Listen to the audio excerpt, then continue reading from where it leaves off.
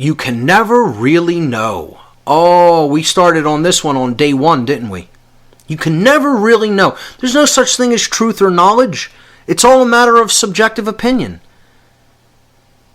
Because perception is all that exists in the universe. Nothing can be sure to exist except perception. Nothing can be known about what actually occurred. Nothing can be known about how the laws of nature work. Nothing can be known about the self. Oh no, these are all just subjective opinions. Everybody's opinion is just equally as valid as everybody else's. That person's uninformed opinion is as good as this person's years of study and knowledge. Yeah, okay. Yep, and people believe it.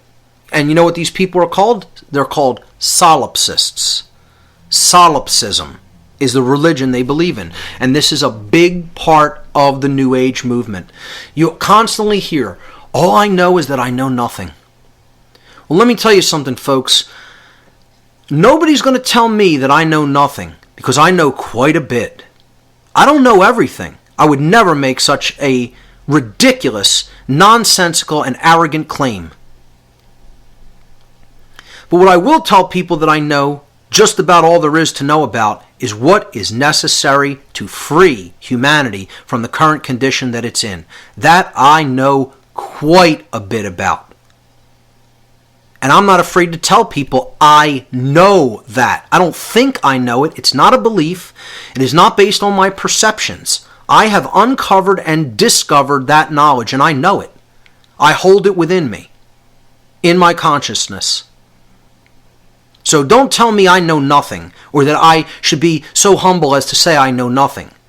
I'm not telling you that knowledge makes me some kind of a Superman, but don't tell me I don't hold it. I don't know it. And I'm not the first, I won't be the last. I'm nobody special for having known that. It's like saying you're special because you know the earth is generally spherical. It's like a ball, and it's not a flat disc. Well, it's knowledge. You're not the first, you won't be the last. You're nobody special for having known that. I'm nobody special. I don't have any superhuman powers because I know what I know. I'm humble about it in that regard. That doesn't make me some kind of a Superman that's better than other people or has more rights than other people. It does make me a more moral individual than most other people. It does make me a more knowledgeable individual than most other people, and I'm not going to be so humble to say that's not true. It is true.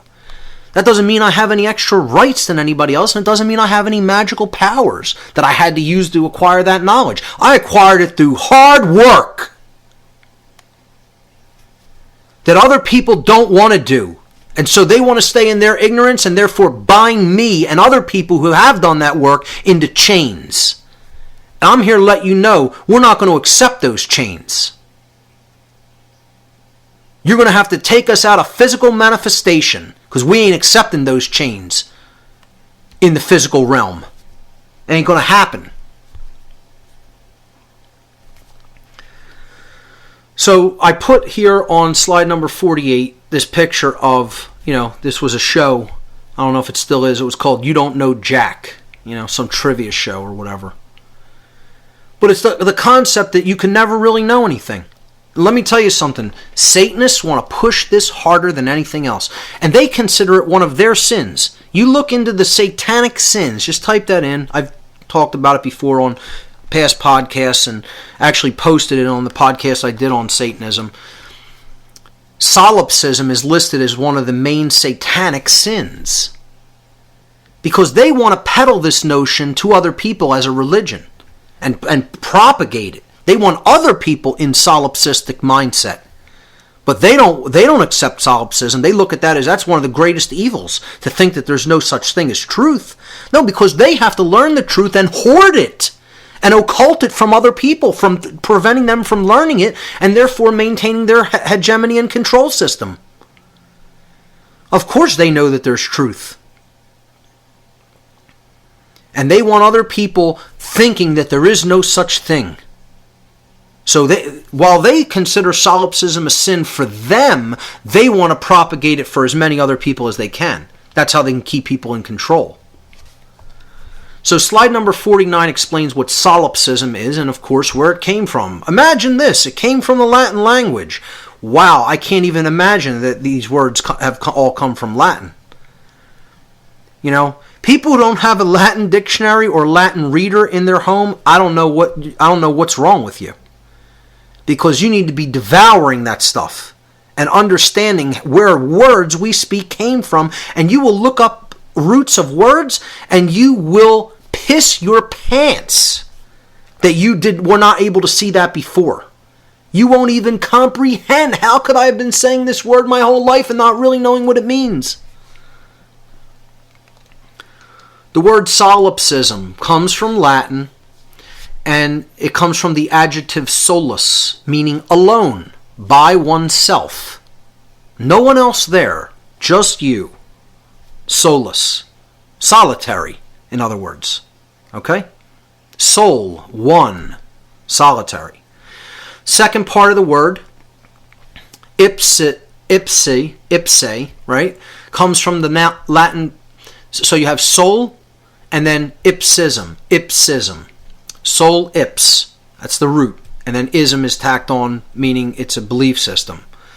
All right? So the word, the IPS part of solipsism comes from ipse in Latin. Ipse means the self.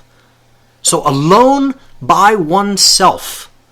All alone, nobody else there. Nothing but you. It's all about me. It's all about my perceptions. There's no such thing as anything that's objective. Anything that's objective. And the New Agers have bought into this.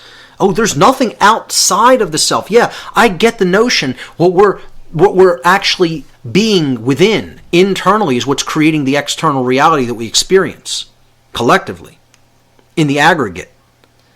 But don't think that means that you are creating the universe, that you yourself are creating the entire reality that is being experienced by everyone. Because that's just a total selfish, ego-inflated notion that there's nothing but you. And I understand the concept that we're all one, but this is not what it means. It does not mean there's no other individuated units of consciousness having an experience here on the earth, in the physical domain, which is no different than the spiritual domain, to understand what it is and to learn and grow. No one individuated unit of consciousness is creating the shared experience. This is total nonsense, and it's called solipsism. The idea that there's no such thing as truth and that your perceptions are generating everything. And that there's nothing else that's outside of perception. There's no objective reality. This is total nonsense. Solipsism is defined as the ideology that only one's own mind is sure to exist.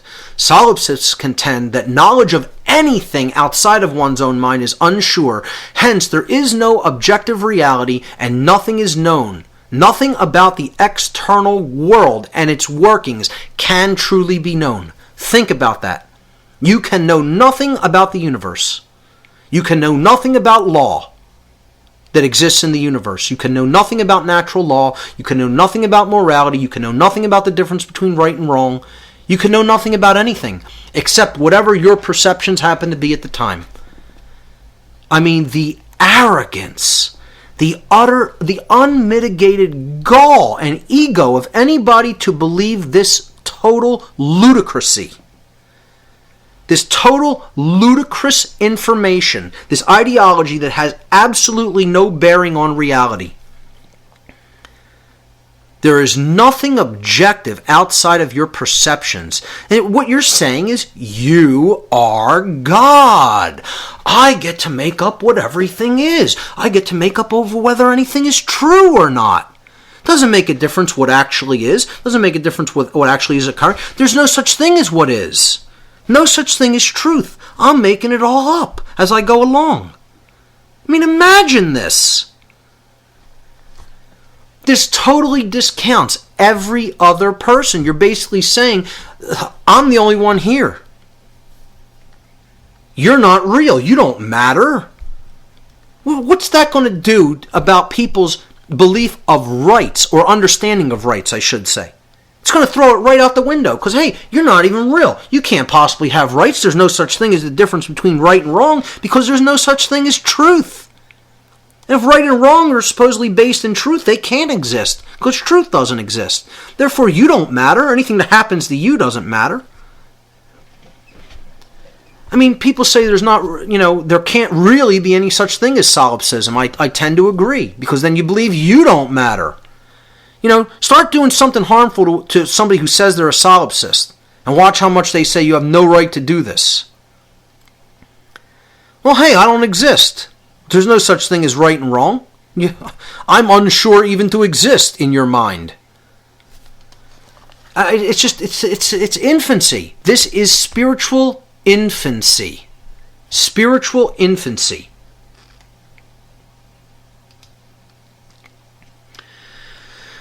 And ultimately, what it is total bullshit. It's total bullshit, ladies and gentlemen.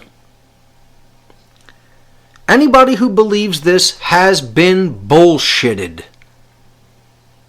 into accepting something that's total nonsense, isn't real, is never going to be real, and it's there to keep the mind in chains and shackles so you can't actually perceive what really is and learn the truth. See, I'll move into slide 51 here. This is the correction to this idea that there's, you can't really ever really know anything. Truth exists independently of perception. Perception and truth are two different things, contrary to popular belief and the asinine saying that perception is reality. This is completely untrue. Perception is not reality.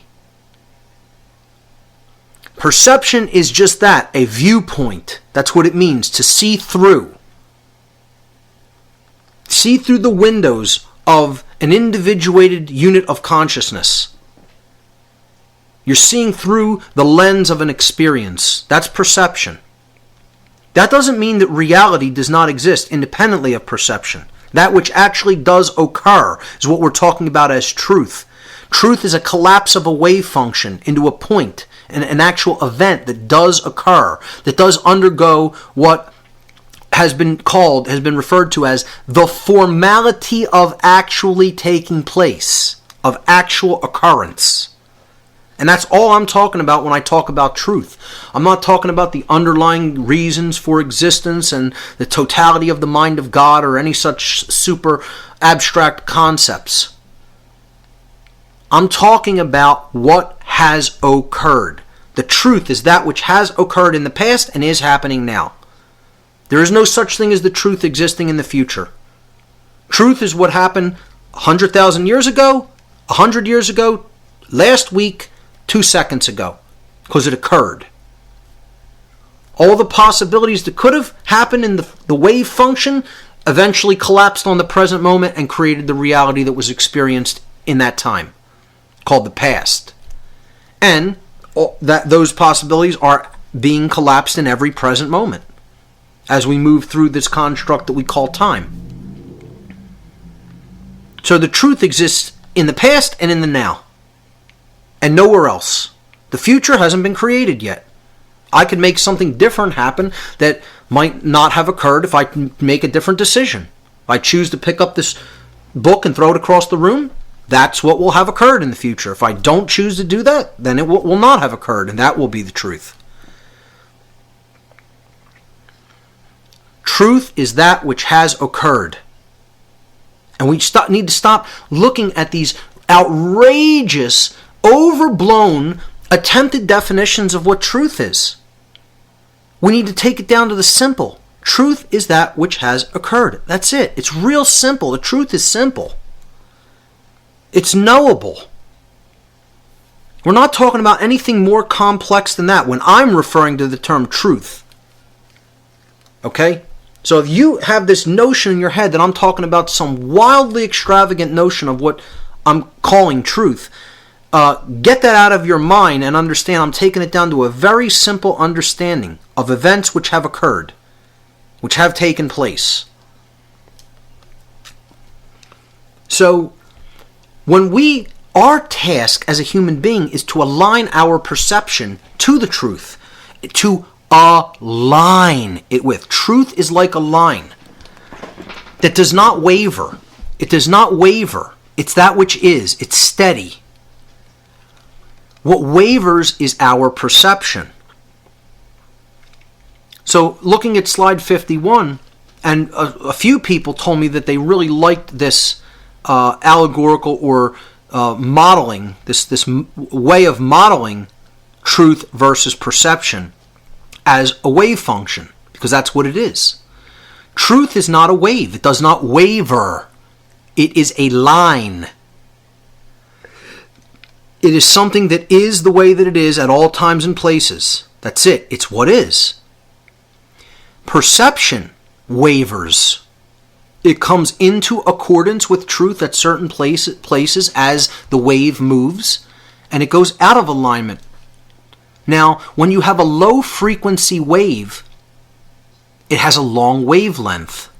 So it hits the line that represents the 0 point axis very infrequently, meaning it has low frequency. The less frequently it hits the line means it has a low frequency. Well, this is what inaccurate perception is. It's low frequency. When we talk about perception being related to frequency, where someone is at in consciousness, they're at a low frequency or a high frequency, it means their ability to align their perception with truth, with reality, and that is our work.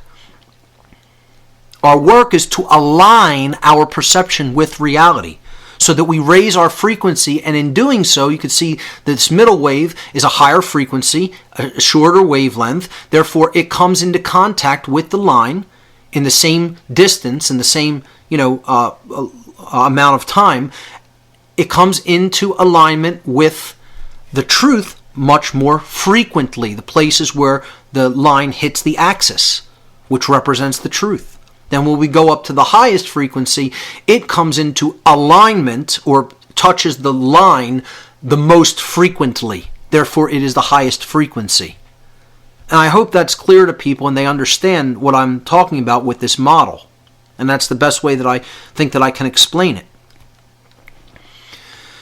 So perception isn't reality. What our work is to come up to a higher frequency so that we're open to receiving truth and therefore aligning our perception to that which is.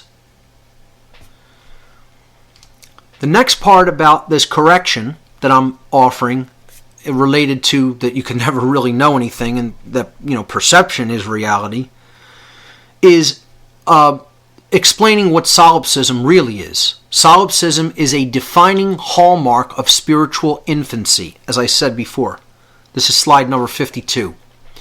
Departing from this diseased ideology is a surefire sign of the beginnings of human maturity and true spiritual development. Solipsism is spiritual infancy. We have to understand that there is true objective reality. And that's what we have to strive to understand, to grasp the truth about what is, regardless of how scary it may be. Regardless of how uncomfortable it may be, and regardless of how much we may not want to face that reality. Objective reality does exist. This is on slide number 53 now. The truth can be known. Rights are inherent to creation itself and are based in truth and natural law. Those who don't know what rights are will never say no to those who attempt to take their rights away. This is the concept. If you don't know, K-N-O-W, you won't know, N-O. You won't say no. The lost word, which we'll get to. Those who don't know won't say no. You have to know what rights are. Slide number 54. Know your rights. Don't think you know them. Don't believe. Know what they are, because you know the difference between right and wrong. And once you know that, you will be in a position to say no. I don't know how many times I used the word no in that altercation with these criminal thugs from the federal government thinking that they're God. I must have said no 100 times to them or more. That's the word that drains them of all their illusions that they're in control and that they're in power. When people say no, the lost word, the word of all power, you take all your power back. You stop externalizing it. You internalize power when you use that word. And that word needs to be said to them in a big way. Every time they ask me, do I understand? No, I do not understand. Just like that.